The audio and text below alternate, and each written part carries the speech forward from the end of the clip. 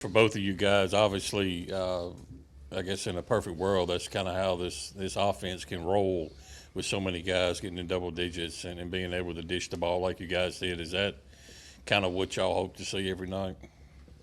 Yeah, definitely. When everybody, is just touching the ball, getting good looks, and everybody's contributing to a good team win, it's always a blessing for real.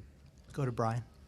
I think it was around the 17 or 16-minute mark where you guys came off the bench. They basically did a line change. You took out the 5 stars and brought in 5 reserves. What did Coach Chance say to you guys in that moment as you're getting ready to go into the game? He said, just get the energy back rolling. Get it back ramped up. How we ended the first half, and that's what we did. Go ahead and get it to Danny P to the players, right? Well, it's always good to get 100 points in a game. How does it feel to get a dunk for the 100? I actually didn't know it until I sat down on the bench and I looked at the little jumbotron, but it's fun. It was just it was just fun to be a part of it. Kanye, 2 different nights, 2 different starting lineups. Talk about, we talked about this in the offseason too, but both of y'all transfers and how the team chemistry in this team can take this team a lot forward with no selfish attitudes and egos. What have you seen from the first 2 nights with so many different guys starting? I think that it just shows that, like you said, how deep we are, how much talent we have, and honestly, everybody's been very good. We all happy. We're celebrating each other's success, and we just want to win. So we know that's the ultimate goal, and that's what we try to do each and every night.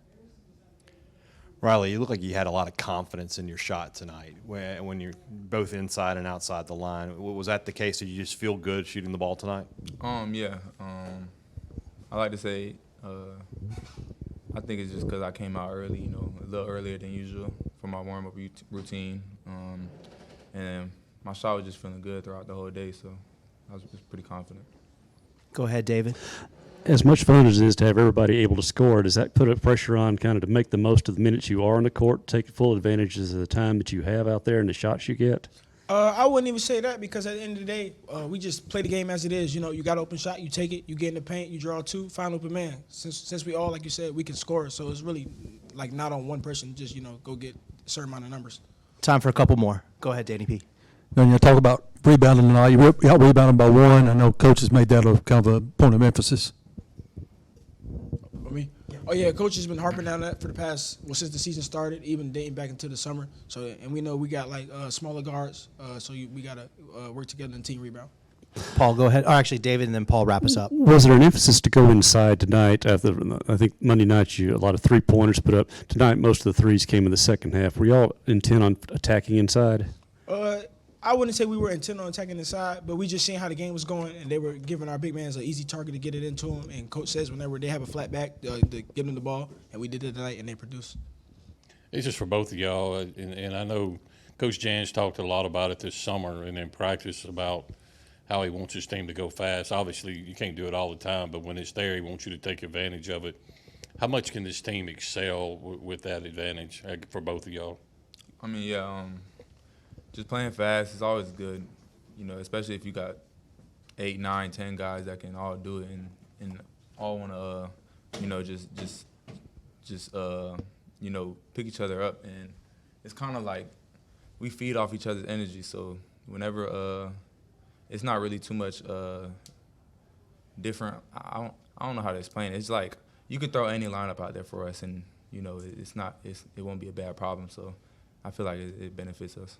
Is that a faster pace than what you used to last year? Me, not really. I play in the backcourt with another great guard, Ace Baldwin, and I'm used to pushing tempo and trying to change the game. So I think I love it a lot, and especially with even more talented players here, it's a very good feeling. Changed the whole lineup there. What did you tell them coming onto the floor?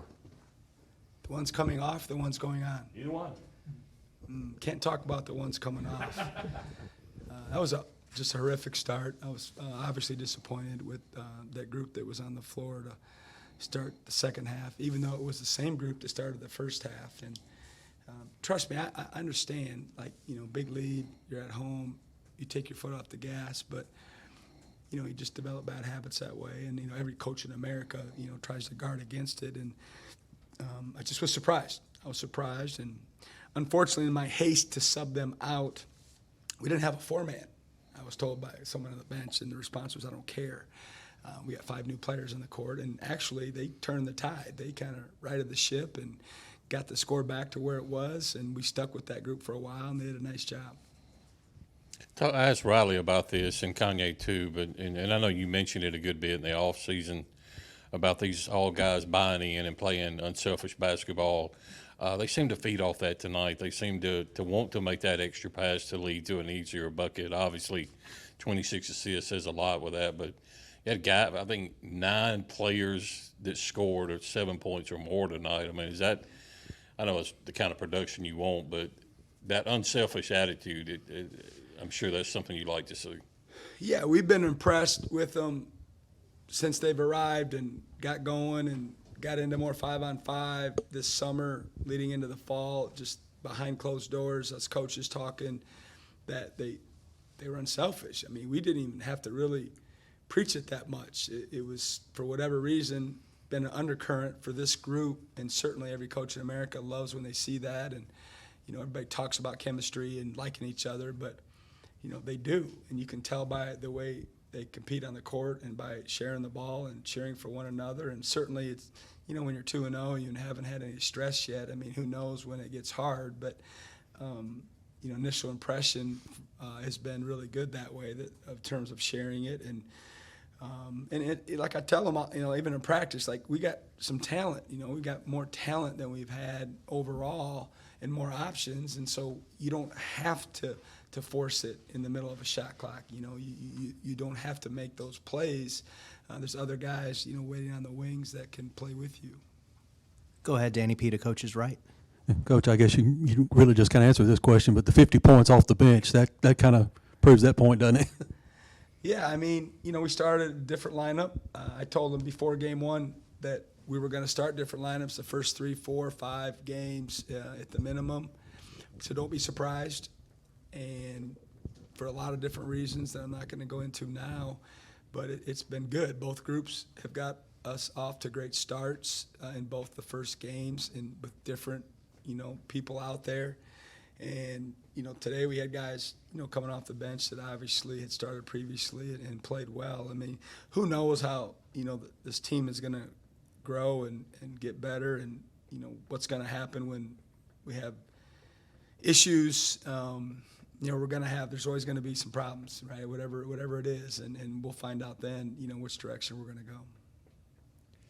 When we met on Monday, you talked about Riley Kugel sort of playing through a slow start in that game. I thought he looked very confident from the beginning tonight. You know, when you saw him in practice this week leading into that, did you feel that confidence?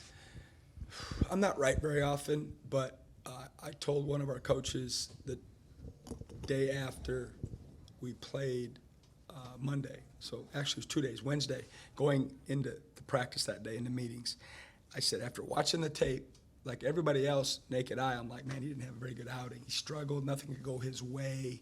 You know, he missed the first check out of the game when he got in, and they nailed the 3. I barked at him. And he just, you know, had a funky play where he traveled. They called it travel even though he didn't. By letter of the law, he took 2 steps and got rid of it. It was a really heady play. The ball bounced high on him, and he took 2 steps and he got rid of it because he knew he was going to travel or carry it as looking back. But he did some things in that game that made me arc my eyebrows in a good way. He didn't miss a check the rest of the game. He was 6 for 6. He sprinted back one time to break up a play and got a foul. But he had an effort. He made max effort. And I felt really good about him going into the week. And I told one of the coaches that he's going to play better. He's coming. He's been practicing better. He's getting more comfortable. And I'm happy for him. You know, I know he was disappointed individually, but he didn't show it in the locker room after the game. He was like everyone else was. So, you know, he's got a long way to go like we all do. But he showed some signs tonight of what he's capable of for us. Back to Paul. Small sample size so far, but just your first impressions of the guys working at the 5 and what you've seen from them. You know, we're a work in progress. We threw it down there a little more than we did the other night, and that was on purpose with mixed results. You know, that's got to be a part of our arsenal. We can't just, you know, spread it on the perimeter and shoot it. We've got to have a little bit of an inside presence where we're just not getting to the line, You know, the other team's getting to the line way more than us, 2 games in a row, and a lot of that has to do with just not throwing the ball inside. And it was almost a luxury for us the first 2 years because we threw it in there so much and we got to the line so much, and we're just not built quite like that. So we've got to figure out a way to get to the line more, and certainly, you know, giving those guys opportunities down there is part of it. But you know, not looking, you know, breaking down the stats, I thought they were better today. I thought they were a little better today. I thought they were a better week of practice, and they just got to continue to get better. Like, they're 3 sophomores. They just got to have a great mindset every single day. They have to have a great approach, and they got to be coachable, which they are. They're great guys. They're great kids, and they want to do right. And so, you know, to me, that makes me believe that they'll have a chance to get better. David in the middle. You mentioned the inside presence, but at the same time, in the first half especially, your guards were able to attack, go directly to the rim, get the pull-up jumpers, or even dunk it, lay it in. Does that exemplify what you said in preseason, that you have a much more versatile backcourt that can just go attack on their own? Yeah, I wouldn't call any of those guys that we play out there, you know, one-trick ponies. I mean, you know, they're not just shooters. They can make shots, you know, the majority of them, but they can put the ball on the deck, and they've got some, you know, game off the bounce. And what I love about them is they can create for each other. It's not just creating for themselves. I thought Kanye Clary played more like he does in practice. He saw a little bit of the dynamic ability that he has, the finished package that he has, and he's really hard to keep in front. You know, he's really hard to keep in front. And you know, our biggest issue is, you know, the elephant in the room. It's just, you know, rebounding. You know, we're not going to be the same that way. We're just not. I mean, I promise you, we're going to work our tails off to be better at it every single outing. But it's 2 games in a row where, you know, and we knew going in that this team was going to challenge us on the defensive backboards. Like they were. That's who they were in the first game, and we knew it this game. And without looking at the tape, you know, giving up 18 offensive rebounding and winning by that margin is hard to believe for me. I don't know if anybody thought you were serious about taking Cam Matthews and bringing him off the bench, but that's exactly what you did, and he played really well in the minutes he had. What was that conversation like? And then later in the game, it looked like he took a little bit of a bump. Do you have any kind of update on him? We didn't have a conversation about it. They come down with about 11 minutes left in the game, and that's when they find out who's starting. That's the way we've always done it for the most part, unless it's a situation where someone started a long time and we're making a change. You know, I usually tell them at shoot around that day, and, you know, if we need to have a sit down. But I had warned everybody, I had explained to everybody that was going to be the case. And, you know, I don't even know yet, haven't got there about, you know, who will start in our next game. But he handled it like a pro. He handled it like a vet. He wasn't fazed by it, and he came out of the gate and played really, really well. And the positive about it is he didn't have 2 quick fouls.